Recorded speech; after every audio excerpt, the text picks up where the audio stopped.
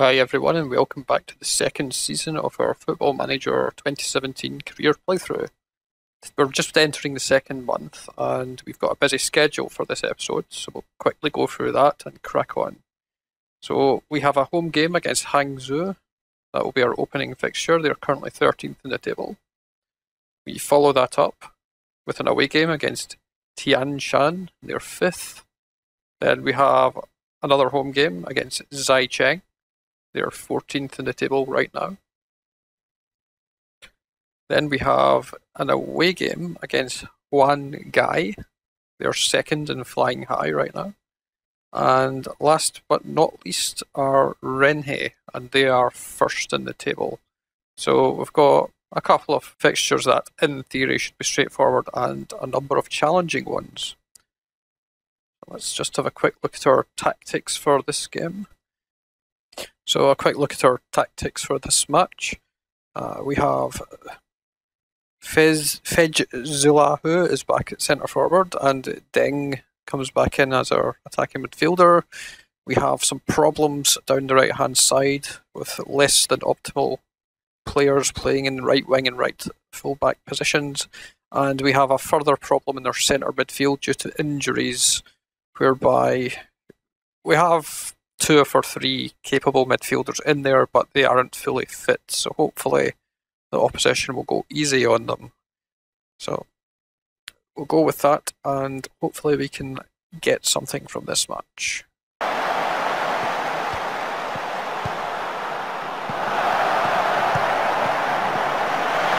And we're 1-0 up after 15 minutes, and it's Fej Zulahu who gets his 3rd of the season and our opener. Alright, so half time we're 1-0 up. We have a condition issue in our centre midfield. I am not going to make any substitutions just yet in that role.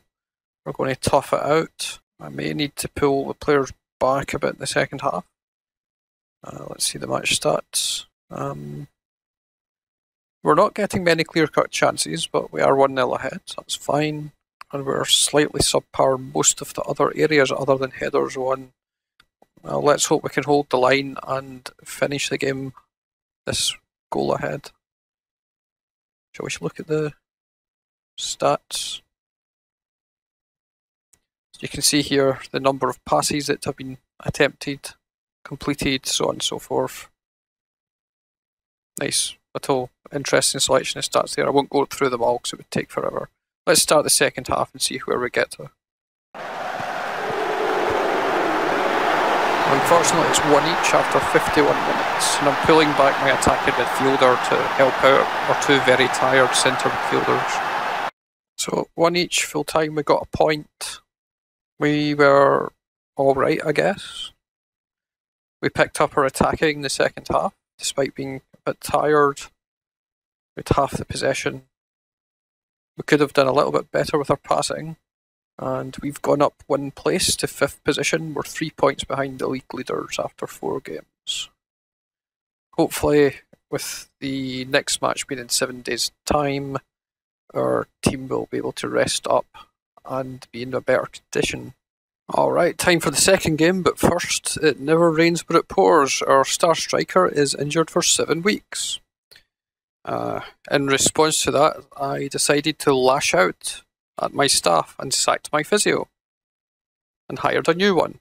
The previous physio only had a physiotherapy rating of 6, and I thought perhaps that's the problem. So I've hired this fella here, Kim Jun Ho. So I've hired a Ho, okay. Physiotherapy 19 should be decent.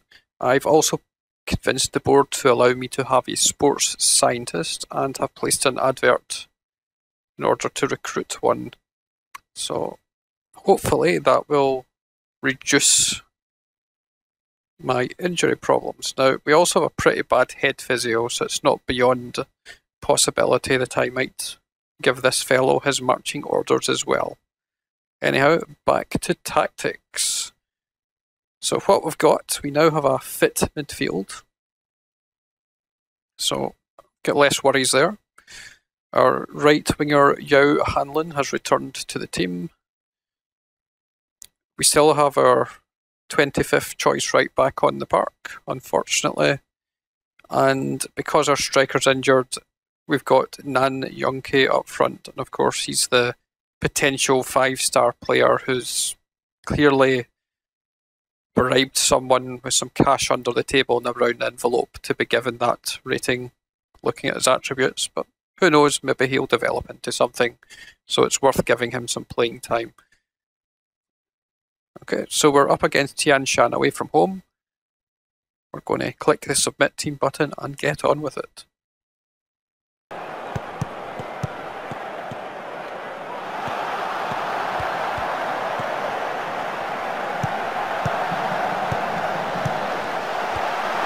And Nan Youngke has scored his first goal of the season after 24 minutes.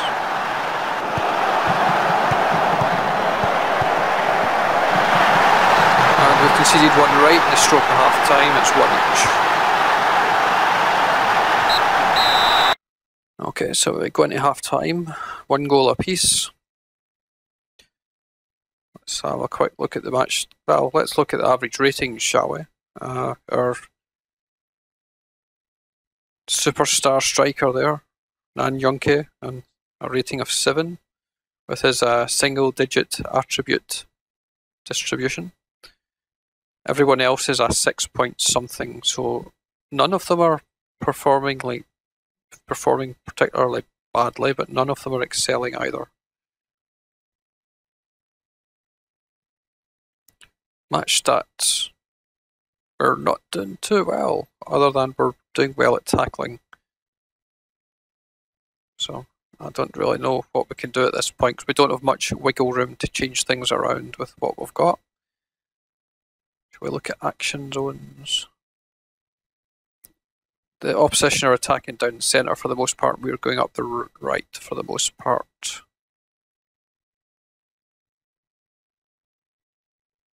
There's a little graph, I suppose, that shows where the shots have came from, and you can click on highlights to view them if you like. Tells you who's had the shots as well. Anyway, not much to see here. Let's get on with the second half.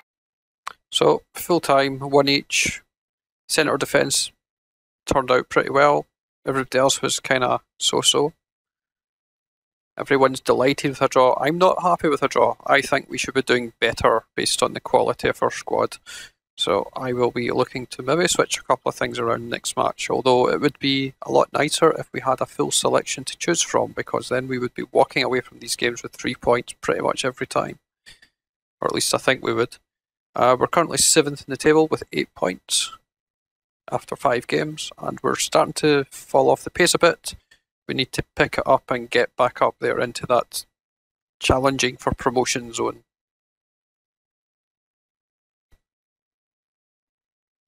Okay, so we're now up against Zaichen, who are sitting 14th. As you can see, we're slipping right down the table, but we need to play this fixture and we'll climb all the way back up if we take something from it. Surely we can take something off a team that have only won 1 of their first 5 matches. And again, we've only won 2 of them.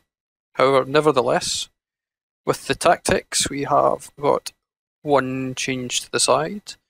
I have brought back in our first choice right back, Wang Guanghao. So at least he can play the role. So we are mostly at full strength other than our striker. So other than where our goals come from, we should be performing pretty well with this team. See what happens. I'm reasonably comfortable that we should be picking up 3 points from this given our opening 2 matches. Oh, and I've also brought in a sports scientist now called Dean Sellers. I don't know what the good stats are for these guys. Knowing my luck, it's physiotherapy. Sorry, for attributes rather than stats. But he's probably better than nothing. And what they're supposed to do is they're supposed to speed up the recovery time of injured players. So hopefully that'll get these 2 guys, Fej Zalahu and Cheng Young, back on track sooner rather than later. 1-0 down after 8 minutes. We need to get a goal back, we're going attacking. Oh, one each, and it is David Fallman.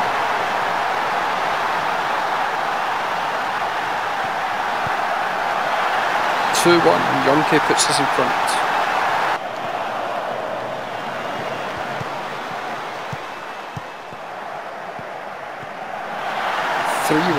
And Hugh Zaugen scores after 39 minutes.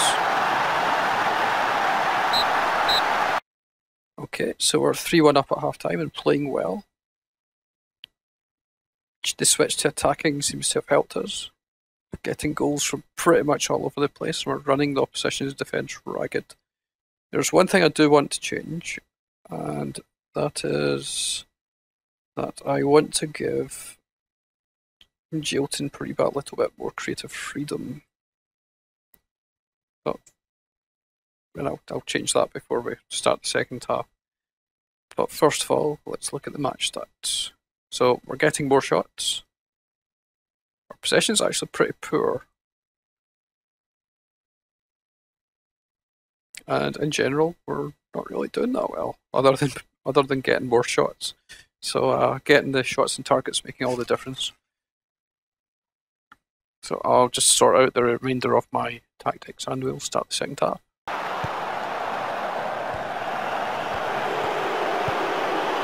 And it's 3-2.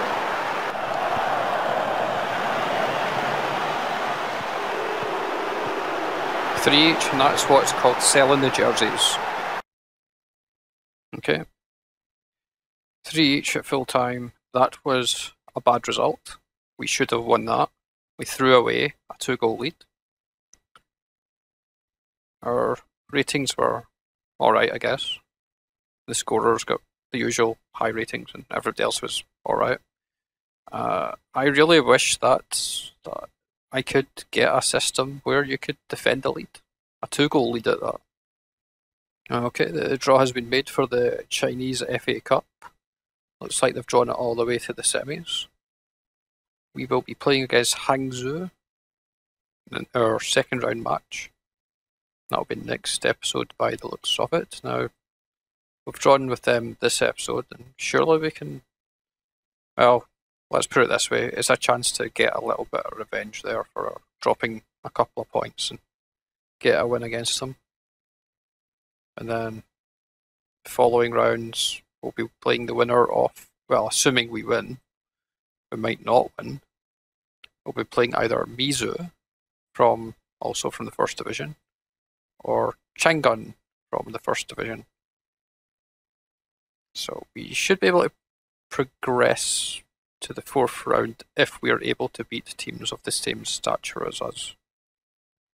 Okay, for our penultimate match of the episode, we are up against third place Wangai, or Hangai, or whatever. I'm not going to make any changes. What I've been doing instead, I've been going through my staff and sacking them and slowly replacing them so that we have better coaching, etc., etc.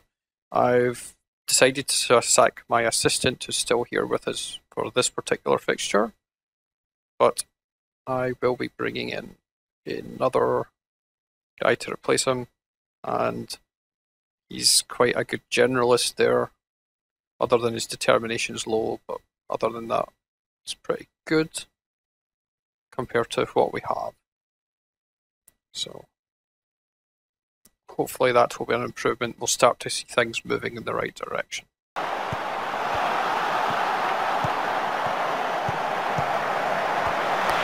we're 1-0 down after 30 minutes. Alright, so half time, we're 1-0 down. We're going to go to overload because it's SEGA. Let's have a look at the match stats. Not really anything worth talking about there that we're doing particularly well. Kind of losing in all departments, and that's why I'm just saying, sod it, let's go for it. 1 each, and it's Hugh Zaugen after 47 minutes.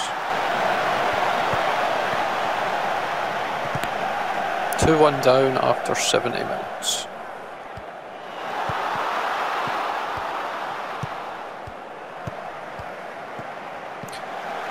Two each, and it's Xiao Zhaojun after 75 minutes. Really end-to-end stuff here.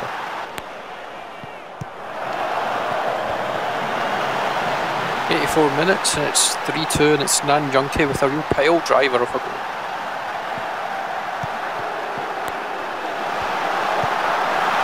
And 3 each, because of course we can't hold a lead to save ourselves. Alright, so 3 each full time. How Zhaojun did great with a 9.1, but other than that there's not really too much to say about the performance other than why do we keep throwing it away?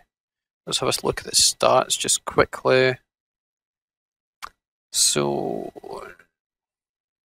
we're not really achieving in much departments, but we are, I suppose, against tougher opposition theoretically. We really need to start holding on to our leads. It's really shooting ourselves in the foot every single time. Okay, for our final match for this episode, we are against first place Renhe. We're obviously sitting 8th currently at 10 points. They are up in first place with 16 points. Let's look at the team, I guess. Great, we'll get an injury. Of course, it's our best player. We'll put Q Jai-Chen in defence, probably. Yang's fit again. But there's no point really playing him because we've got our 2 first choice centre midfielders on, but he can go on the bench, I suppose. Let me think. This fellow is moaning about playing in left back. Should we bring him on? Probably not. Maybe next match.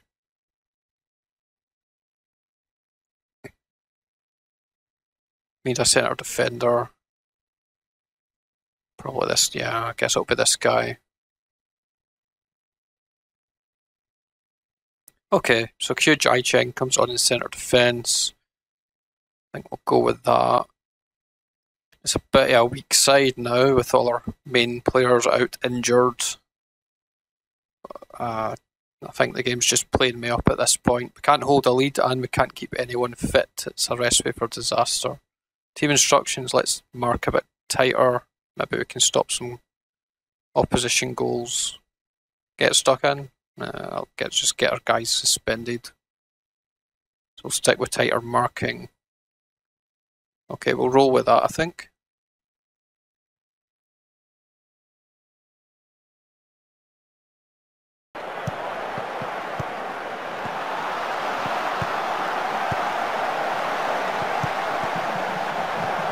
One 0 to us after 50 seconds, and Nan Yunke scores his 4th of the season. His performances are a lot better than his attributes, that's for sure.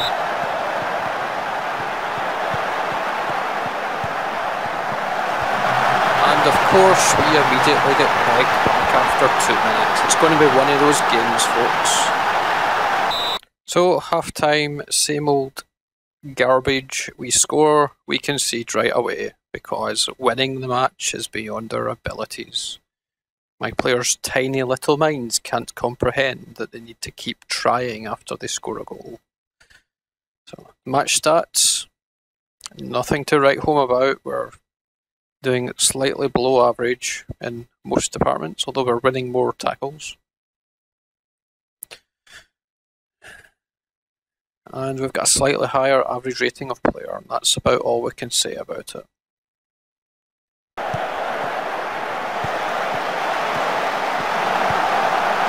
And we're 2-1 down after 52 minutes. Another batch of sloppy defending. So, a 2-1 defeat. That was an absolutely pathetic performance once again. We went ahead and immediately threw it all away. We really need our first choice guys back from injuries, otherwise we're going nowhere fast. Alright, so that's us played all the matches that we were going to play in this episode. It's now time to do our monthly rundown of how things are sitting in the world. So, our team, Chow, or Dalian as we're going to call them, are sitting 10th after an abysmal run of 2 defeats and 4 draws, not in that order.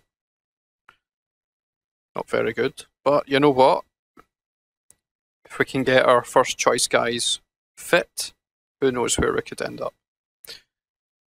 Let's have a look around the world, though. In the international rankings, Argentina are still number 1. Brazil are 2nd. Germany have climbed back up to 3rd. Belgium are 4th. 5th equal are Uruguay and Colombia. France are 7th. Portugal are 8th. Chile are 9th. And Italy are 10th. So Europe's starting to make a comeback since we last checked this out. In the league tables in Spain, we're now rapidly approaching the end of the season. Only a couple of games left to play, and Barcelona are top with by 1 point. They've got 86 points after 36 games, and the only other potential champions are, no surprises there, Real Madrid on 85 points. And Real Hispalis are down.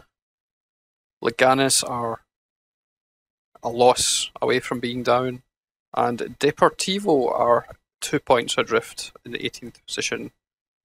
The only other team that can go down there, there's 3 more teams. There's 3 more teams that can go down: Eibar, Alves, and Granada. But Granada are probably going to be okay unless something drastic happens.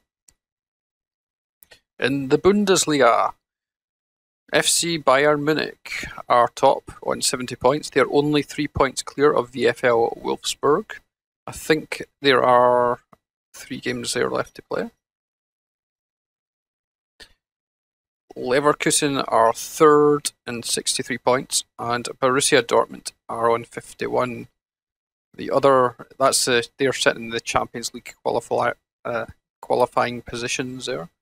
Leipzig and Hoffenheim are sitting in the Europa League qualifying positions. At the bottom of the table, Eintracht Frankfurt, SV Darmstadt and SC Freiburg are in the relegation positions. In England, Manchester United are top after 35 games on 80 points, and they have a game in hand as well over Arsenal, who are 2nd with 79. And then quite a bit behind them, we've got Chelsea on 70, Man City on 67, and Tottenham on 63. Current champions Leicester are languishing in a lowly 7th position with 60 points. Hull are already relegated at the bottom there with a pathetic 23 points. So things did not go according to plan for them. In Italy, Juventus have ran away with the league.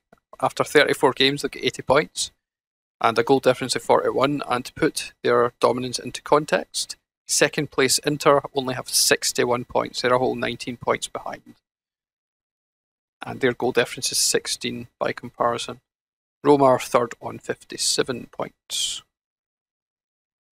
In Portugal, FC Porto, after 32 games, with 2 games to go, seem to be champions-elect on 76 points. Sporting Lisbon, however, have a game in hand behind them and are on 67. But in reality, Porto just need to win 1 match and they have wrapped it up. In France, Paris Saint-Germain are on 84 points at the top of the table after 34 games, and they've got 2 games in hand over Lyon, who are 2nd on 75 points. Monaco round up the top 3 on 65 points. In Russia, there's a little bit of the season, 3 games. I suppose it's not that different from the other divisions. 3 games to go. Spartak are top after 27 games on 58 points, and Zenit are right behind them with a game in hand on 57, so there's still a little bit of battling to happen there. In the Belgian Jupiler Pro League, Anderlecht have sealed things there. 36 games gone, 43 points. Shall we look at Ukraine? Why not? So in Ukraine, I believe they've got a champions sort of split to play. They've still got 4 games to play. Their Dynamo Kiev are top on 67 points. Shakhtar are 2nd on 66, and there's nobody else worth mentioning. In the Netherlands, Feyenoord have pretty much won the league on 72 points after 32 games. Ajax second in 64 and PSV rounding it up on 58. So the big three holding their positions quite securely. Turkey. Galatasaray are top after 32 games on 60 points. Besiktas on 57 are second. Fenerbahce are third on 52. And Başakşehir are fourth on 51 in the Greek Super League. Oh, European places playoff. So in the league table, Panathinaikos won. After 30 games, they had 72 points. So they managed to pip AEK Athens to the post. AEK themselves finished second in 69. Olympiacos were in 57. Panionios are fourth on 50, and PAOK are fifth on 50. And they are heading into a European places playoff. In Scotland, no surprises again. Celtic won easily after a slow start. They're on 76 points with 35 games played. Aberdeen were a very distant second with 59 points. Let's look at the managerial movements in Italy. Okay, so during the season, Ivan Juric was sacked by Genoa due to poor league position, and he was ultimately replaced by Stefano Colanciano. However, they have finished or are about to finish bottom of the table, so I don't think it helped. Sampdoria went through a number of managers. They sacked Marco Giampaolo in December due to poor league position. They hired Eduardo Regia after going through Claudio Bellucci as a caretaker, and they have since sacked Eduardo Regia as the players lost confidence in him, so they've got an opening at the moment. Udinese sacked Giuseppe Iacchini and hired Delio Rossi. Fiorentina got rid of Paulo Sousa because of poor results, and Co Adrianse took over there. Torino sacked Sinisa Mahajlovic and replaced him with Walter Mazzari, who himself had been dispensed with by Watford previously. Atalanta are currently vacant due to sacking their manager Gian Piero Gasperini due to risk of relegation. Roberto Di Zebri was fired after losing the players' confidence, and for some reason they thought hiring Luigi Di Canio was the solution.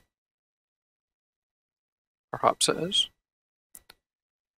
Empoli sacked Giovanni Martuscicco. So I was thinking of Paulo Di Canio. Luigi Di Canio is a much better proposition. Empoli sacked Giovanni Martuscicco and replaced him with Giuseppe Sanino, and that was due to poor league position. So a lot of these are due to position, interestingly. I suppose that's standard, really, thinking about it, but it'd be interesting if the reasons became a bit more varied. Lazio, Simone Inzaghi was sacked and replaced by Lucien Favre. We'll look at one more. Okay, in Portugal, Braga sacked Jose Peseiro and replaced him with Jorge Castelo. Aruca currently have a vacancy after sacking Lito Vidigal. Those were both due to poor league position. Nuno Capuccio was sacked by Rio Ave as the players lost confidence in him, and Miguel Leal replaced him. Erwin Sanchez left Boavista after being fired for poor league position and was replaced by Victor Oliveira, and for the same reason, Bernardino Pedroto was removed from his post at Valenciennes and replaced by Sergio Conceição. So there you go. I think we'll leave it there. Thanks for watching, and if you enjoyed the video, please do like and subscribe.